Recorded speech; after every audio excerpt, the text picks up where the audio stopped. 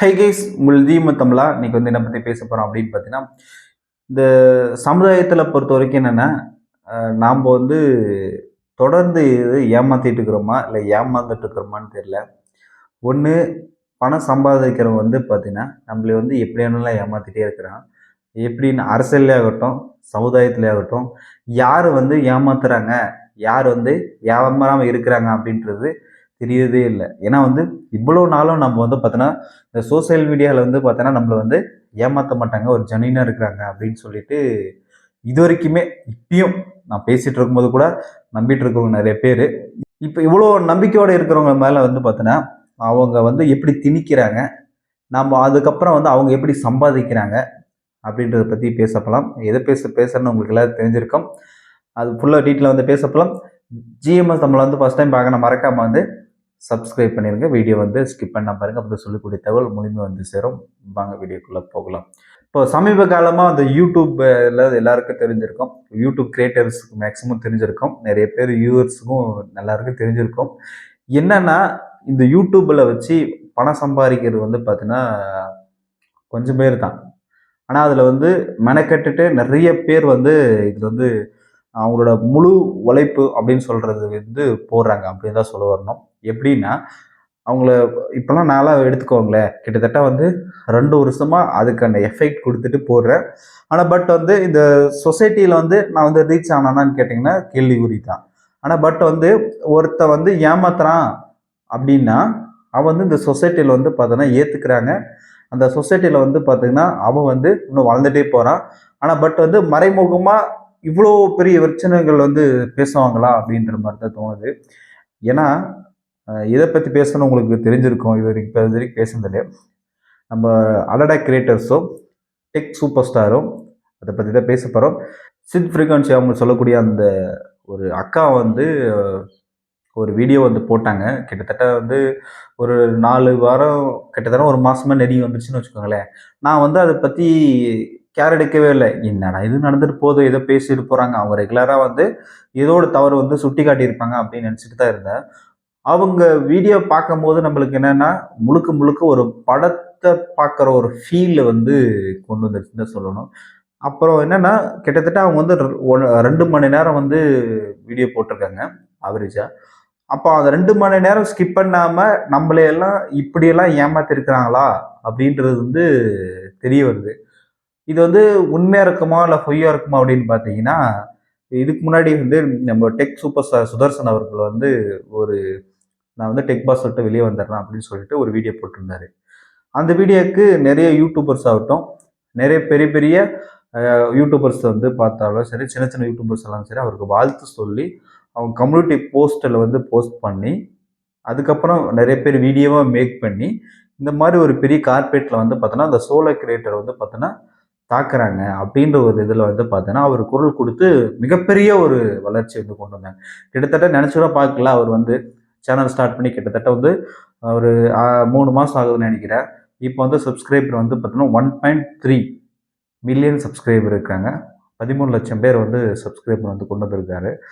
அந்த அளவுக்கு வந்து சுதர்சன் மேலே வந்து பார்த்தீங்கன்னா அந்த பிராண்டு மேலே வந்து மக்கள் வந்து நம்பிக்கை வச்சுட்டு இருக்காங்க. அந்த பிராண்டு மேலே நம்பிக்கை வச்சது வந்து சுதர்சன் வந்து காப்பாற்றினாருன்னா கேட்டிங்கன்னா, ஃபஸ்ட் வீடியோ போடும் போதெல்லாம் நம்ம நினச்சோம் கண்டிப்பாக வந்து சுதர்சன் வந்து ஜெனினாக தான் பேசியிருக்காரு, அவர் ஜெனினாக தான் இருப்பார் அப்படின்னு தான் எதிர்பார்த்தோம். அவர் வீடியோ போட்டுகிட்டே இருக்கிறாரு. இப்போ ஒரு சுதர்சன் டெக் சூப்பர் ஸ்டார்லேருந்து ஒரு வீடியோ வருது, டெக் பாஸ்லேருந்து ஒரு வீடியோ வருது. இங்கே 2 பேரும் மாறி மாறி மாறி வீடியோ போட்டுருந்துருக்காங்க. இதை வச்சு பல யூடியூபர்ஸ் வந்து வீடியோ போட்டுட்டு இருந்தாங்க. நாமளும் டெக் பாஸை பற்றி சுதர்சனுக்கு வந்து பார்த்தோன்னா ஃபேவராக வந்து நம்ம அவங்கள பார்க்கும்போது, ஏன்னா ஒரு கிரியேட்டராக வந்து நம்மளை வந்து அவங்கள வந்து ஆதரிக்கணும் அப்படின்றதுக்காக வந்து நம்ம வந்து சரிப்பா இது மாதிரி நடந்திருக்கு, இது மாதிரி நடந்திருக்கு, நீங்களும் ஏதாச்சும் ஒரு ஜாயின்ல இருந்தீங்கன்னா ஒரு 2 பேர் பார்ட்னர்ஷிப்பில் இருந்தீங்கன்னா கொஞ்சம் சேஃபாக இருங்க, அங்கே என்ன பிரச்சனை நடந்துச்சு அப்படின்னு சொல்கிற மாதிரி நம்ம வந்து வீடியோலாம் போட்டிருந்தோம். நிறைய பேர் பார்த்துருந்தீங்க. அப்புறம் வந்து பார்த்தீங்கன்னா சரி நம்ம அது பற்றி நம்ம ரெகுலர் கண்டென்ட் என்னவோ அந்த கண்டென்ட் பார்க்கறதுக்கு போயிட்டோம். இப்போ வந்து என்னென்னா அந்த சித் ஃப்ரீக்வன்சி அவங்க வந்து பார்த்தீங்கன்னா வீடியோ போட்டதுக்கு அப்புறம் பயங்கரமான விஷயங்கள் வந்து உண்மை வந்து வெளியே வந்திருக்குன்னு தான் சொல்ல வரணும். என்னன்னா ஒரு கிரியேட்டரு இந்த அளவுக்கு வந்து பார்த்தீங்கன்னா மக்கள் மேலே வந்து பார்த்தீங்கன்னா மக்கள் வந்து நான் சொன்னால் என்ன வேணால் செய்வாங்க அப்படின்ற ஒரு எண்ணத்தில் வந்து பல லட்சம் பல கோடி இதில் வந்து புரண்டல் இருக்காரு. என்னன்னா அவர் சொல்ல விஷயங்கள் நாம் கேட்கும் போது அவர் முழுக்க முழுக்க ஆர்கானிக் கண்டென்ட்டை மட்டும்தான் மக்கள்கிட்ட கொடுப்பாரு அப்படின்னு நினச்சிட்டு நாமளும் ஒரு எதிர்பார்த்துட்டு இருந்தோம். இத்தனை நாள் வந்து பார்த்தீங்கன்னா நான் டெக் பாஸை வந்து நான் ரெகுலராக வாட்ச் பண்ணுவேன். இப்போ நான் வந்து கிட்டத்தட்ட ஒரு 3 வருஷத்துக்கு முன்னாடியிலேருந்து அந்த டெக் பாஸை பற்றி நான் ரெகுலராக பார்த்துட்டு இருப்பேன். பயங்கரமாக ரீச் ஆனதுக்கப்புறம் பார்ப்பேன். அவங்களோட எடிட்டிங்கு அந்த சுதர்சனோட பிராண்டை வச்சு அவர் சொல்லக்கூடிய விஷயங்கள் வந்து நம்ம கிட்ட வந்து ஏற்றுக்கிறதா இருந்துச்சு. பொருள் வாங்குறோமோன்றது அடுத்த விஷயம். அவர் போடுற கண்டென்ட்டை பற்றி நம்ம ஒரு நாலேஜ் வளர்த்துக்கலாம் அப்படின்றதுக்காக நான் ரெகுலராக பார்ப்பேன். அதுக்கப்புறம் தமிழ் டெக்கும் பார்ப்பேன். அப்புறம் சமீபத்தில் ஏ டு டி அவர்தும் பார்த்துட்டு இருப்பேன் டெக்கை பற்றி. அப்போ 3 பேரும் ரெகுலராக பார்த்துட்டு இருப்பேன். அந்தளவுக்கு வந்து முழுக்க முழுக்க அவங்கள இதிலே பார்க்குறதுலாம் இல்லை. இப்போ அப்பப்போ ஃப்ரீயாக இருக்கும்போது நான் பார்த்துட்டு இருப்பேன். சரி பார்க்கும்போது இப்போது 3 பேருமே தப்பு பண்ணிட்டாங்கன்னு கேட்டிங்கன்னா, சமீபத்தில் வந்து ஏ டு டி நந்தாம்பால் வந்து பார்த்தோன்னா அந்த சிடிக்கு ஆஃபர் சொல்லக்கூடிய அந்த இதில் வந்து ஒரு பிரச்சனை வந்துச்சு. அது வரைக்கும் நான் அவனை கூட நினச்சி கூட பார்க்கல. ஏ டு டி நந்தா வந்து இந்த மாதிரி பிரச்சனைலாம் கொண்டு வந்து இவங்க வந்து பணம் சம்பாதிப்பாங்களான்னு சொல்லிட்டு. பட் அப்படியும் ஒரு பிரச்சனை வந்து சந்திச்சாங்க. அதுக்கப்புறம் தமிழ் டெக்கை பற்றி இவர் வந்து ஒரு வீடியோ போட்டு இதை ஒரு கொலாப்ஸ் பண்ணி ஒரு ஆனிவர்சரி சொல்லி ஒரு பெரிய மூவி என் சேனல்லே பெரிய படமாக இதாக இருக்குது, நிறைய பேர் பார்த்துருக்குறாங்க, ஓடிடிலாம் ரிலீஸ் பண்ணியிருக்காங்க அப்படின்னு சொல்லிட்டு பேசினாரு. சரி அதெல்லாம் ஒன்று விட்டுரு, இப்போ அதெல்லாம் அதுக்கெலாம் வேண்டியதில்லை. இப்போ அந்த டெக் பாஸ் டீமில் வந்து பார்த்தீங்கன்னா விஜயராகவனும் அதுக்கப்புறம் முருகேசன் அவர்களும் 2 பேர் பார்ட்னரு. இவர் வந்து பார்த்தோன்னா சுதர்சன் வந்து பார்த்தோன்னா லீகலாக இப்போ இல்லாமல் ஒரு பார்ட்னர். இப்போ வந்து 3 பேர்லையும் வர சேலரிலாம் கொடுத்துட்டு எம்ப்ளாய்க்கு மீதி இருக்கிற பணத்தில் வந்து பார்த்தீங்கன்னா 3ஆக பிரிச்சுப்பாங்க. 3ஆக பிரிச்சுட்டு அவங்க வந்து கண்டினியூ பண்ணிட்டுமா கிட்டத்தட்ட அவங்கக்கிட்ட வந்து ஒரு 6-7 சேனல் எதுவும் இருக்குன்னு நினைக்கிறேன் அண்டர் கிரியேட்டர்ஸில். இப்போ அந்த சேனல் வந்து இவங்க வந்து மெயின்டைன் பண்ணிட்டு இருப்பாங்க. விஜயராகவன் வந்து பார்த்தோன்னா டெக் பாஸுக்கு அவர்களுக்கு வந்து பார்த்தீங்கன்னா ஃபுல் சப்போர்ட். எப்படின்னா இப்போ அட்வர்டைஸ்மெண்ட் பிராண்டுக்கிட்ட வந்து பேசி வாங்கிட்டு வந்து இவங்க கொடுக்கறது, இவர் பேசி மறுபடியும் அந்த வீடியோ எடுத்துட்டு திரும்ப வந்து இவர்கிட்ட விஜயராகவன் அவங்களுக்கு கொடுக்கறது. இந்த வீடியோ வந்து அவங்க பார்ப்பாங்க. பார்த்துட்டு இதே வந்து ஒரு கம்யூனிகேஷனாக நடந்துட்டு இருக்கு. அப்போ வந்து என்னன்னா முழுக்க முழுக்க டெக் பாஸில் வந்து பார்த்தோன்னா சுதர்சன் தான் வந்து பார்த்தோன்னா ஓனரா மாதிரி நடந்துட்டு இருக்காங்க இது வரைக்கும். விஜயராகவன் ஒரு மீடியேட்டர் மாதிரி இங்கே வரதை அங்கே மாற்றி விட்டு அங்கே சொல்கிறது இங்கே மாற்றி விட்டு அப்படி தான் இருந்திருக்காரு. ஒரு டிசிஷன் எடுக்கணும் அப்படின்னா கூட எடுக்கிறதுக்கு வந்து தயங்கிட்டு இருக்கிற மாதிரி தான் எடுத்துகிட்டு இருந்திருக்காரு இது வரைக்குமே. இப்போ வந்து ஒரு டெக் பாஸ்ல இருந்து ஒரு சோசியல் மீடியாவில் வந்து பார்த்தோன்னா ஒரு வீடியோவோ ஒரு ஷார்ட்ஸோ ஒரு கம்யூனிட்டி போஸ்ட்டோ போட்டாலையும் அவங்க வந்து எதிர்பார்க்கறது வந்து பார்த்தீங்கன்னா ஒரு கம்யூனிஸ்ட் போஸ்ட்டுக்கு வந்து பார்த்தோன்னா 25,000 ரூபாய் வந்து வாங்குறாங்கன்னு நினைக்கிறேன் அப்படின்னு வந்து இதில் போட்டிருக்காங்க வாட்ஸ்அப் சாட்டில். அப்போ வந்து ஒரு ட்விட்டரில் ஆகட்டும், இன்ஸ்டாகிராம் ஆகட்டும், இதுக்கப்புறம் ஃபேஸ்புக்கில், அதுக்கப்புறம் யூடியூப்பில் எல்லாம் இந்த கம்யூனிட்டியில் ஏதோ ஒரு இடத்துல போஸ்ட் பண்ணுறதுக்கு வந்து 25,000 ரூபாய் வாங்குறாங்க. அப்போ வந்து அவங்களோட எண்ணம் என்ன இருக்குது அப்படின்னா முழுக்க முழுக்க வந்து நம்ம வந்து பெய்ட் ப்ரொமோஷன் பண்ணணும். மக்கள் வந்து யார் ஏமாந்தாலும் ஏமாறலாலும் நம்மளுக்கு வந்து எந்த பிரச்சனை கிடையாது, நம்மளோட தேவை முழுக்க முழுக்க பணம் அப்படின்ற எண்ணத்தில் தான் இருந்திருக்காங்கன்னு தான் சொல்ல வரணும்.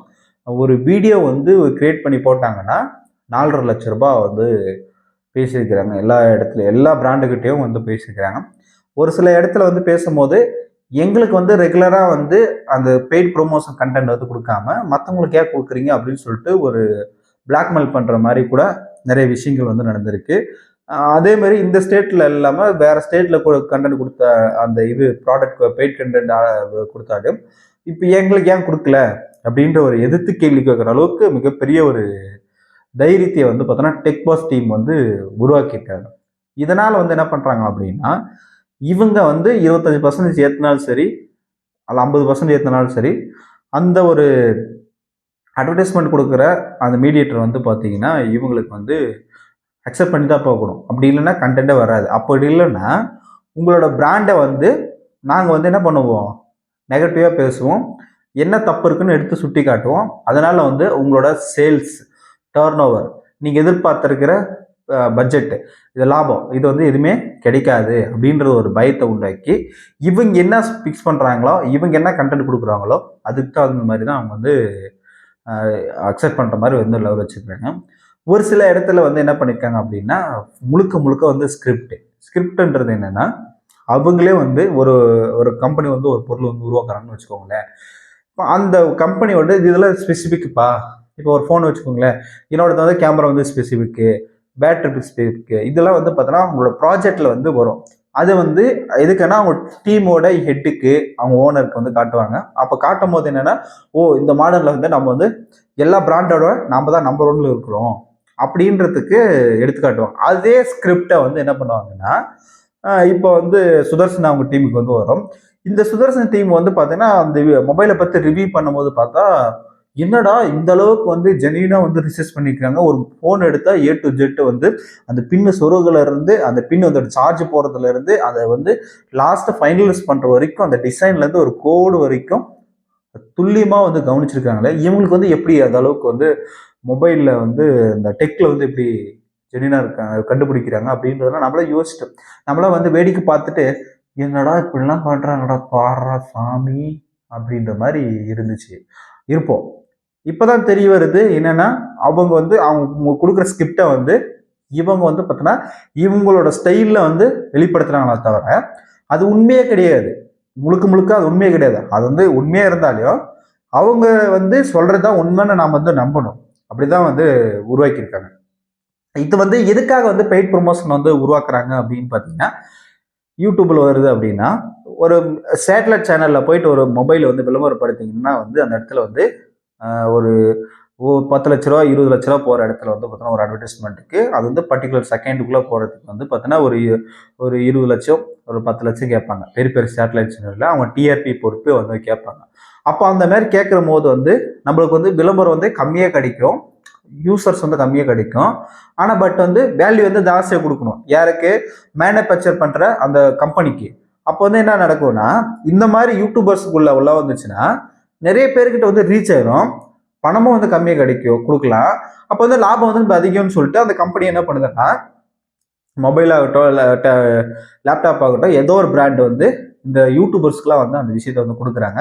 அதனால வந்து பார்த்தோன்னா அவங்களும் லாபம் அடிக்கிறாங்க, இந்த யூடியூப்காரும் வந்து சேனல் நடத்துறவங்க லாபம் சம்பாதிக்கிறாங்க. இதுக்கு வந்து பார்க்குற வியூவர்ஸு அதுக்கப்புறம் அதை பார்த்துட்டு போய் பொருள் வாங்குறாங்க இல்லையா, அவங்க தான் வந்து இதில் வந்து மிகப்பெரிய ஒரு ஏமாலியா வந்து நம்ம இருக்கிறோம் அப்படின்னு தான் தெரிய வருது.